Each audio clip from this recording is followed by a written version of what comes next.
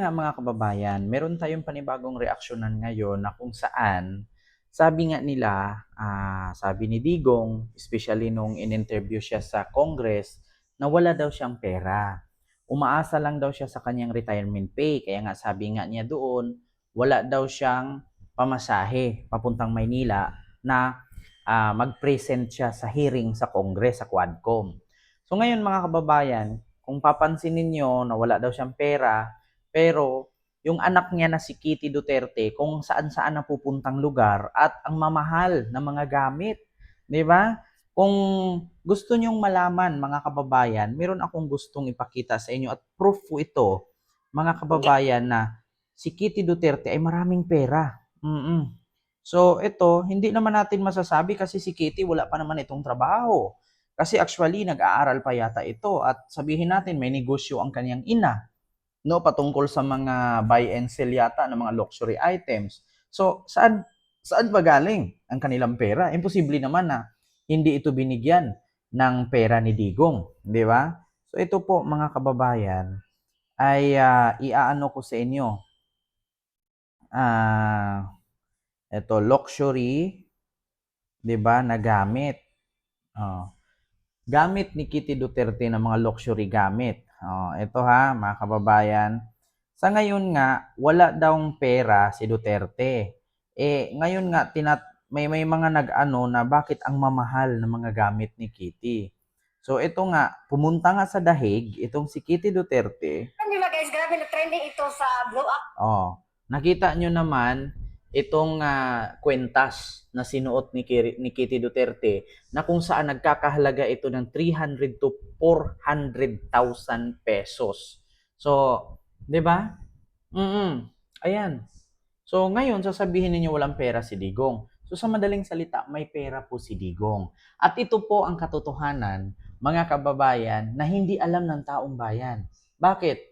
Si Digong po or ang mga Duterte wala pong negosyo. Bukod sa sinabi nilang ukay-ukay daw. So maniniwala ba kayo na pag ukay-ukay magiging bilyonaryo ka? Wala pa pong naging bilyonaryo sa ukay-ukay. Meron man naging milyonaryo. Pero yung bilyon-bilyon wala po. Oo. So mga kababayan, meron akong ipapakita sa inyo ngayon na kung saan, ito po mga kababayan, properties of Duterte. So ito mga kababayan, ipakita ko sa inyo yung mga property nila, na present ni Senador Antonio Trillanes. So ito po mga kababayan. Kung ipakita ko sa inyo dito, ayan, GMA News po ito. Ganito po pala kayaman ang mga Duterte or si dating Pangulong Duterte, na kung saan bali-balita nga ngayon na ang asset or ang wealth ni Duterte ay may possibility or may possibility na ipipraise ng ICC, no? Kasi isa ito sa kakasali ito sa kanyang kaso na may possibility na ipipraise ng ICC. So ito po, Duterte and Trillanes, list of Digong asset denies ties to Davao Mayor. So the owner of a Cagayan de Oro property that Senator Antonio Trillanes IV said belonged to the family of presidential candidate Rodrigo Duterte has come out to deny that he was related to the Davao City Mayor. Through Facebook, Gian Paulo Duterte said that he was a pediatric dentist based in Cagayan de Oro. He has been practicing his profession for 7 years. Although his family hails from Cebu, Gian Paulo said he had yet to find a direct connection to Duterte. So, yun, isa sa mga na question na may mayaman nga doon sa Cagayan de Oro, pero hindi naman daw related ito sa mga Duterte. Pero, mga kababayan, ito yung property ni Duterte na hindi ninyo alam. Ito maraming property si Duterte. Hindi na natin pangalanan kung ano-ano mga lugar. Pero kung i-research ninyo, may mga lugar ito at nakapangalan sa mga anak ni Duterte. Yung mga bahay, lupa sa subdivision, mga properties. At bukod doon, may mga pera na mga nakadeposit sa bangko. Pag nalaman ninyo ito mga kababayan, masasabi nyo talagang sana all. Yeah? So ito, Ang nakalagay dito, sabi ni Senador Antonio Trillanes na meron daw maraming properties itong si Digong. Ayan, ito po ha sa Manila Standard. So he said that Duterte family have 41 real estates. Oh, may mga pagmamay-ari mga bahay at lupa, house and lot. Oh, 34 ka real estate sa Davao City, isa sa San Juan City, dalawa sa Dipolog City, Zamboanga del Norte, lugar ng mga halushos, and isa sa Cagayan de Oro, isa sa Parañaque, isa sa Quezon City, isa sa Davao del Norte, and those properties said, ang 15, ayan no, 15 na property, ayan, under the name of Duterte's daughter Sara and her husband.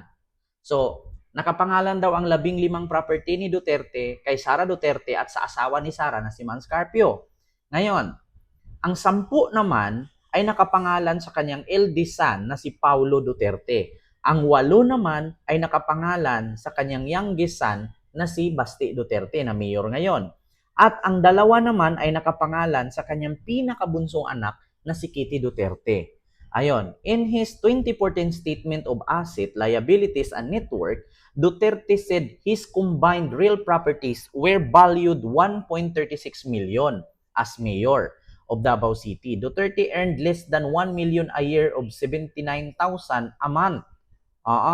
So ngayon mga kababayan, Trillanes said Duterte and Davao Mayor Sara Duterte had joint account in the bank.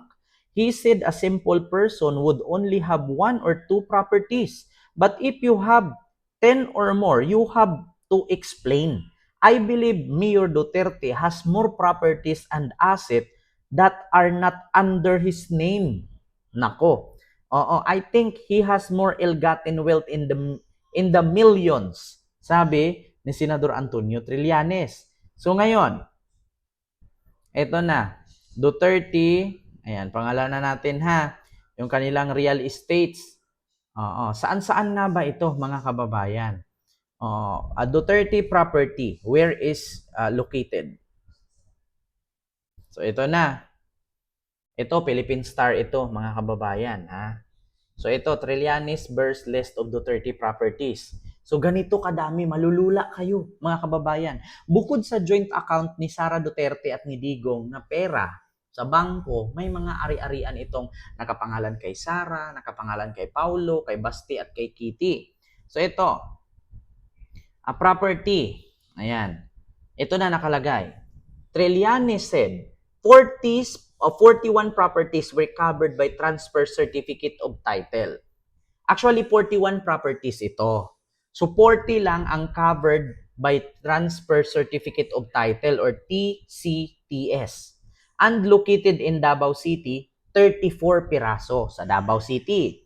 Ngayon, Davao del Norte isa, Antipolog City, 2, Mindanao, all in Mindanao. Lahat yon nasa Mindanao. And in San Juan, Parañaque, Quezon City, 1 in each city in Metro Manila. So ngayon, ito na. Dalisio Duterte has a property in San Juan under the name of Sebastian Duterte. While 3 properties in Parañaque City, 2 in Davao, were under the name of Manasis Carpio, husband of Sara Duterte. There is another property in Quezon City under the name of Sara. Nako, marami ito.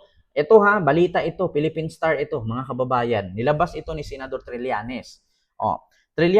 Trillanes also provide Duterte's 9 other known addresses. May siyam pa. These are 386 P. Guevara Street, San Juan City. Ayun 386. P. Guevara Street, San Juan City. Ayun. 93 Sapphire Street, Dunya Luisa Matina, Davao. 115 Camagong Street, Monte Maria, Davao City. 267 Makiling Central Park, Bangkal, Davao City. 458 Taal Road, Central Park Subdivision, Bangkal, Davao City. 2 Atlantic Avenue, Ecoland, Davao City. 10 Atlantic Avenue, Ecoland, Phase 3, Davao City. So 9 Atlantic Avenue, Ecoland Subdivision Phase 3, Davao City, Del Sur. and 105 SM Village, Bangkal, Davao City. So napakarami po ito. And this developed Trillanes said he will go to the Bank of the Philippine Islands or BPI, Julia Vargas branch in Ortigas Center, Pasig City, 11 a.m. today to wait for Duterte or his representative to fulfill his challenge for the mayor to open his bank account for public scrutiny. Scrutiny. Ay, scrutiny ba ang pagbasa dito? Oo. Trillanes had early exposed Duterte as fraud. Nako. For making it appear that he is a pro-poor and pro-masa when in fact he maintains billions of pesos in his bank accounts which he did not declare in his statement of asset liabilities and net worth or SALN. So according to Trillanes, aside from bank account and transaction totally of 2.4 billion, Duterte allegedly has 41 properties across the country. So napakarami po mga kababayan, nakakalula po ito. Kaya kung sakali man na tuloy-tuloy ang kasuhan nila sa ICC, may possibility na ma-freeze itong pera na to. At makakalkal ito.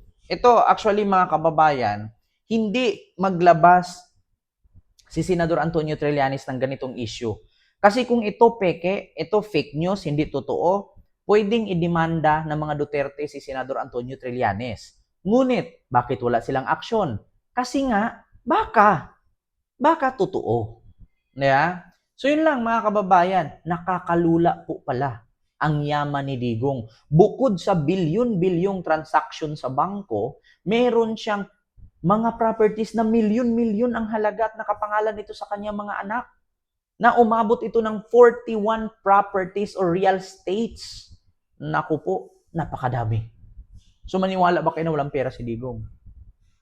Sa mga damit pa lang ni Katie, sa mga bag, di ba? Sa mga kwintas, sa mga singsing, hikaw, milyon-milyon ang halaga. So yun lang, mga kababayan, nakakalula po pala. God first. Thank you.